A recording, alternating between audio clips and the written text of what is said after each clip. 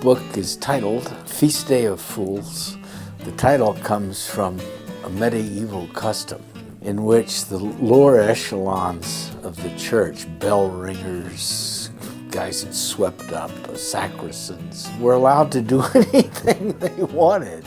And after 2 or 3 days, they'd all come in hungover and would be given a collective absolution, and they got it out of their systems. Now let's get back to work. The book is set in the American Southwest in this great bowl of a desert. And it allegorically is about neocolonialism, and it's also about the hijacking of Christianity. We meet a guy in this book named Preacher Jack Collins, who is probably the most intriguing villain I've written about. What's most disturbing about him is his absolute certainty that he's right in the taking of life. And he seems to always operate under the banner of God and religion.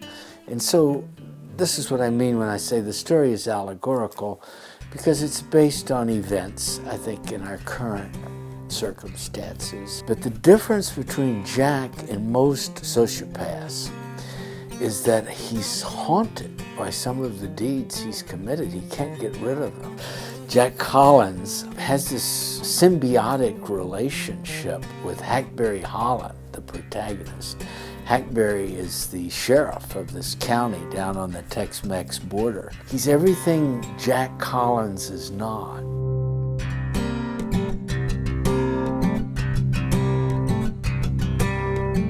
I wrote about these characters in the tradition of the Elizabethan theater. They're intended to be tragic characters. The tragic hero precipitates his own downfall. And so Hackberry carries those problems with him. He won't let go of the sins of his youth. He was a drunk. He was a whoremonger. He cannot forgive himself for these things. It's a lovely cover, I think, and it looks like an Indian cross, the kind you might see painted on the door of a home in a village in Mexico. But the cross also, in Indian iconography, means the four corners of the universe. But the story also deals with the search for redemption. I've been doing this a long time. I finished writing my first novel when I was only 23. That was in 1960.